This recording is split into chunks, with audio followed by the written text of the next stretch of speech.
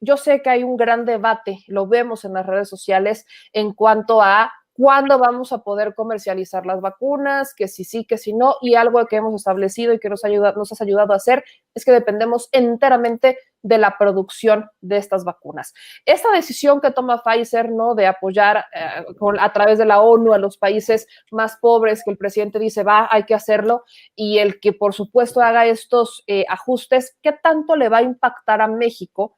¿Cómo se va a ver afectado o no va a haber afectación alguna? Mira, hay un poco de camino intermedio entre lo que el debate que se ha planteado, ¿no? Unos dicen que es enteramente cuestión de la farmacéutica, de que tiene un retraso en la línea de producción, y otro canal que dice que es una cuestión estrictamente diplomática, humanitaria de la ONU, ¿no? Hay un camino intermedio. Pfizer, si en este momento se aboca a distribuir sus unidades, pues, ¿qué es lo que va a suceder? Que no va a poder desarrollar toda su capacidad. Digamos que si puede producir en estos momentos en todo el año 1.3 mil millones de dosis, si para un momento, hacia finales podría producir 2 mil millones, es decir, podría darle mayor capacidad. En cambio, si en este momento se aboca a surtir a los países, a las grandes potencias, porque te digo, 600 millones únicamente fueron compradas por Europa, agrega otras millones de Estados Unidos, y entonces podría darse el caso de que Pfizer produzca y tenga grandes ingresos y satisfaga la demanda de los países desarrollados este año, y en la cola queden los países subdesarrollados, ¿no? Entonces, en este momento se está dando una especie de reconfiguración de las plantas, de las líneas de producción de Pfizer, para lograr expandir su capacidad y efectivamente llegar a países que pues lo necesitan, ¿no? Que están esperando. Ahora, la cuestión es que a medida que la producción está restringida, hay una gran demanda y una oferta restringida, pues eso tiende a inflar el precio unitario, ¿no? Y al inflarse el precio unitario, pues los países que pueden llegar a él con más facilidad, pues son los países desarrollados. Ese mecanismo hay que entenderlo, ¿no?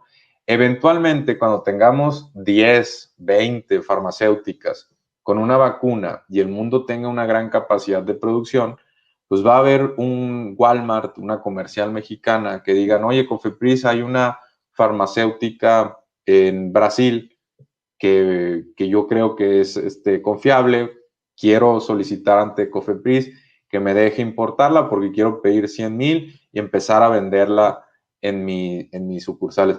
Eso se puede hacer ya, solamente que si tú, Walmart, o tú, comercial mexicana, intentas hacerlo en este momento, o Benavides, o quien me digas, pues el problema es que no vas a tener la escala para competir con los países, con las grandes potencias, ¿no? Que además están comprando en el orden de millones, y además están inflando un poquito el precio unitario por las cuestiones que estamos comentando, ¿no? Entonces, esa es la dinámica que estamos viendo en este momento, ¿no? Ahora, mi querido Mario, ¿qué tanto consideras que la propuesta de Andrés Manuel López Obrador que se llevó a la ONU de que el acceso a las vacunas fuera equitativo, de que no existieran privilegios o de que no existiera favoritismo a países más poderosos sobre los más pobres, se esté llevando a cabo? Porque bien lo has mencionado acá, que hay una capacidad de negociación en el tema del precio, vemos que sí hay una inclinación a que son los países que tienen pues más recursos, pues los países que tienen más recursos, los que están acaparando más el tema de las vacunaciones. Parece, por lo que también has mencionado, que hay una distribución inequitativa en esta situación. Entonces, ¿qué tanto se estaría llevando a cabo esta propuesta que fue adoptada por la ONU? No estamos cerca de ella. ¿Cómo la podríamos evaluar? Sí, mira, lo que pasa es que el COVAX sí es un mecanismo muy bueno, creado por las Naciones Unidas, donde, a ver, es bien importante que insistir en esta parte. El COVAX lo que hace es que a través de agrupar el poder de compra, de hacer demandas o órdenes de compra muy grandes, consigue mejores precios, puede competir con Europa, que está consolidando las compras con Estados Unidos, con China, ¿no? Entonces, el COVAX, la gran ventaja es que en vez de que Bolivia, en vez de que países africanos o asiáticos tengan que ir negociando uno a uno con las farmacéuticas y no van a tener ni la escala ni van a poder dar un precio unitario atractivo para las farmacéuticas, pues que a través de agrupar estos recursos consigan mejores condiciones, consigan que además llegue un poquito antes. Ahora, el problema del COVAX es que casualmente en su portafolio Pfizer todavía no es relevante. Podría ser que sí esté en este momento negociándose, ¿no?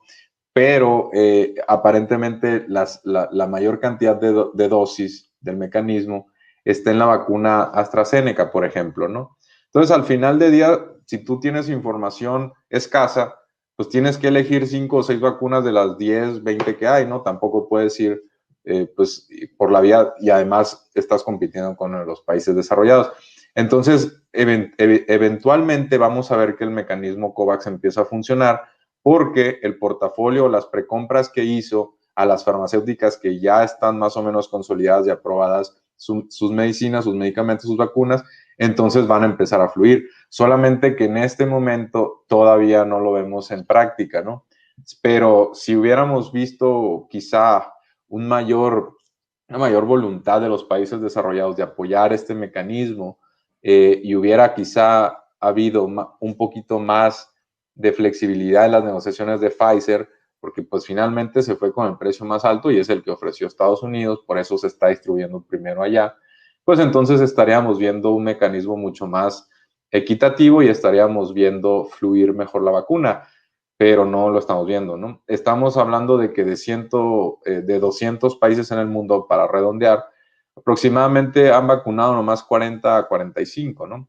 Estamos hablando de un porcentaje todavía mínimo del mundo que ya empezó a vacunar.